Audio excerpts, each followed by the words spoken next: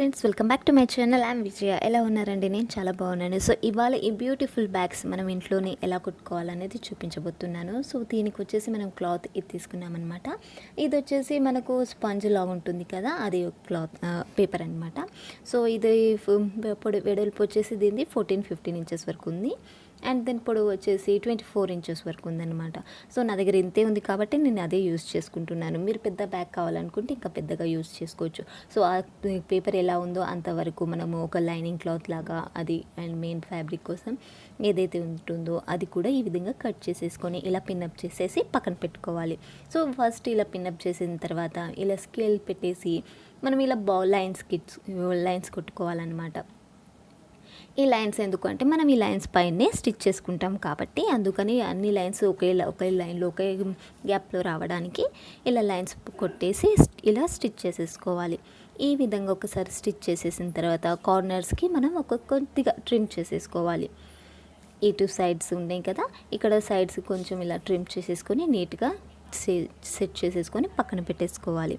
ఇప్పుడు ఇక్కడ వచ్చేసరికి సెంటర్ పార్ట్ ఏదైతే ఉందో అక్కడ మనం ఈ విధంగా టక్స్ పెట్టుకోవాలి. రెండు వైపులా కూడా సెంటర్ పార్ట్ టక్స్ పెట్టుకోవాలి, ఇది ఇంపార్టెంట్.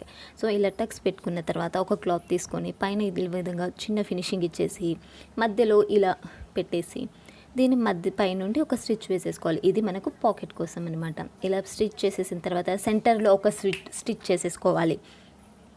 ఈ విధంగా సెంటర్లో స్టిచ్ చేయడం వల్ల ఏంటంటే మనకు ఇక్కడ పాకెట్స్ 2 పాకెట్స్ వచ్చేస్తాయి. అండ్ కార్నర్స్ మనం స్టిచ్ చేయాల్సిన అవసరం లేదు, ఇలా వదిలేస్తే సరిపోతుంది. ఎందుకు అంటే మనము ఇది జాయింట్ చేసేటప్పుడు కార్నర్స్ కూడా జాయింట్ అయిపోతాయి కాబట్టి. సో ఈ విధంగా పాకెట్స్ అనేవి రెడీ అయిపోయాయి అనమాట. సో అదే స్పాంజ్ని తీసుకొని మళ్ళీ ఇలా వేసేసి చిన్న మనం హ్యాండిల్ లాగా పట్టుకోవడానికి బ్యాక్కి చేయాలి కదా. సో 3 ఇంచెస్ అండ్ 14 ఇంచెస్ వరకు ఉంది పొడవు.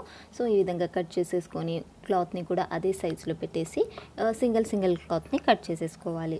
సో ఈ విధంగా సింగిల్ క్లాత్ కట్ చేసిన తర్వాత రాంగ్ సైడ్కి ఈ స్పాంజ్ ఏదైతే ఉంటుందో అది ఇలా పెట్టేసి దీన్ని ఈ విధంగా ఫోల్డ్ చేసుకోవాలి. సో ఫస్ట్ ఒక చిన్న ఫోల్డ్ అండ్ అటువైపు నుండి ఒక ఫోల్డ్ చేసేసి మళ్ళీ దానిని సెంటర్కి ఇలా ఫోల్డ్ చేసేసుకుంటే మనకు ఫినిషింగ్ అనేది వచ్చేస్తుంది అనమాట. సో రెండు ఇలా కుట్టేసుకోవాలి. ఇలా కుట్టేసుకున్న తర్వాత ఇప్పుడు మనం దీనికి జాయింట్ చేసేసుకుందాం. సో ఇది సెంటర్లోకి వచ్చేలాగా చూసుకుంటూ కుట్టుకోవాలి. దానికన్నా ముందుగా క్లాత్ని ఈ బ్యాగ్ ఏదైతే ఉందో దాన్ని ఫినిషింగ్ ఇచ్చుకోవాలి. ఈ విధంగా ఫోల్డ్ చేసేసి ఇట్లా ఫినిషింగ్ ఇచ్చేసిన తర్వాత వీటిని ఇప్పుడు మనము సెంటర్లో పెట్టేసి కుట్టుకోవాలి అనమాట.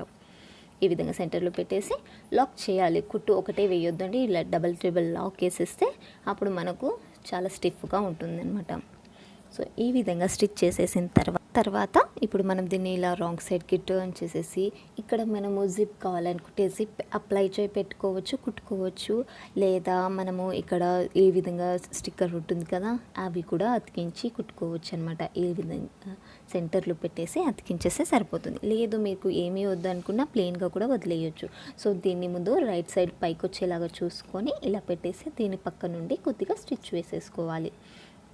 నేను జిప్ ఈ విధంగా స్టిచ్ చేసిన తర్వాత జిప్ క్లోజ్ చేసేసి మళ్ళీ ఈ హ్యాండిల్స్ ఏవైతే ఉన్నాయో రెండు అవి లోపలికి వెళ్ళేలా చేసి మళ్ళీ ఇంకొక వైపుకి ఇలా పెట్టేసి కొద్దిగా జాగ్రత్తగా కుట్టు వేసేసుకోవాలి. ఇది ఫోల్డ్ అయి ఉంటుంది కదా, అందుకనేసి కొద్దిగా జాగ్రత్తగా ఫోల్డ్ చేసేసి కుట్టుకోవాలి. ఇక్కడ ఇలా సమానంగా పెట్టేసి జిప్కి రెండు వైపులా పెట్టేసి కుట్టేసుకుంటే సరిపోతుంది. సో ఇలా వచ్చేస్తుంది. ఇప్పుడు దీన్ని మనము ఇటు కార్నర్స్ ఉన్నాయి కదా, ఇవి రెండు కూడా జాయిన్ చేసేసుకుందాం. జిప్ మీరు కావాలంటే స్టిచ్ చేసి కట్ చేయొచ్చు, నేను కట్ చేయట్లేదు, అలాగే పెట్టేశాను. సో ఇక్కడ డౌన్కి వచ్చేసిన తర్వాత 2 ఇంచెస్ వరకు ఇలా మార్క్ చేసేసి ఇక్కడ ఒక బాక్స్ క్రియేట్ చేసుకోవాలి. జస్ట్ 2 ఇంచెస్ వరకే ఈ విధంగా బాక్స్ క్రియేట్ చేసేసుకోవాలి. సో ఇక్కడ బాక్స్ క్రియేట్ చేసేసి ఇలా కట్ చేసేసుకోవాలి ఈ బాక్స్ని. సో ఇదే విధంగా అటువైపు కూడా కట్ చేసేసుకోవాలి. కట్ చేసిన తర్వాత దీన్ని ఇలా చేత్తో లాగేసి కొద్దిగా సెంటర్స్ ఉంటాయి కదా, కార్నర్స్ ఇవి రెండింటిని కూడా ఇలా లాగి పెట్టి వీటిపైన ఒక స్టిచ్ వేసేసుకోవాలి. రెండు వైపులా కూడా సేమ్ అదే ప్రాసెస్, ఈ విధంగా స్టిచ్ వేసేసుకోవాలి. ఇలా స్టిచ్ వేయడం వల్ల మనకు బ్యాక్కి డౌన్లో బేస్ అనేది వచ్చేస్తుంది అనమాట. సో ఇలా వచ్చేసిన తర్వాత ఇప్పుడు మనం దీన్ని టర్న్ చేసేసుకుందాం. సో మన బ్యాగ్ ఆల్మోస్ట్ రెడీ అయిపోయింది. ఇప్పుడు నేను దీన్ని టర్న్ చేస్తున్నాను. సో జిప్ కొంచెం జాగ్రత్తగా టర్న్ చేసేసుకోవాలి. ఈ విధంగా టర్న్ చేసేసి మనం ఏదైతే స్టిచ్ చేసేసుకున్నామో 2 ఇంచెస్ కట్ చేసి అక్కడ జస్ట్ ఫింగర్తో ఇలా ఒత్తేస్తే మనకు కార్నర్స్ ఇక్కడ నీట్గా వచ్చేస్తాయి అన్నమాట. సో జిప్ కూడా నేను ఎక్కడ కట్ చేయలేదండి, ఎలా ఉందో అలాగే పెట్టేసి లోపల పెట్టేశాను. సో ఇప్పుడు మనకి ఇక్కడ జిప్ వచ్చేస్తుంది అనమాట ఈ విధంగా. సో ఫైనల్లీ మన బ్యాగ్ అనేది ఈ విధంగా రెడీ అయిపోయిందనమాట. సో ఇది వచ్చేసి క్లాత్ మనకు కూడా ఎక్కువ ఏం పట్టదు, మీ దగ్గర ఎంత క్లాత్ ఉందో అంత క్లాత్తో కూడా యూజ్ చేసుకోవచ్చు. ఈ విధంగా చిన్న చిన్న బ్యాగ్స్ కానివ్వండి, లేదా ఒక డ్రెస్ కుట్టినప్పుడు, లేదా ఒక శారీ కుట్టినప్పుడు మనకు మిగిలిన క్లాత్ నుండి ఈ విధంగా బ్యూటిఫుల్ బ్యాగ్స్ అనేవి రెడీ చేసేసుకోవచ్చు అనమాట. చాలా సింపుల్, చాలా ఈజీ కదా.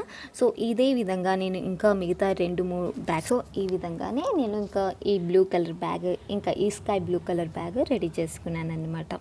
సో ఈ వీడియో ఎలా అనిపించిందో కామెంట్ సెక్షన్లో కామెంట్ చేయడం మాత్రం మర్చిపోకండి. Thank you for watching.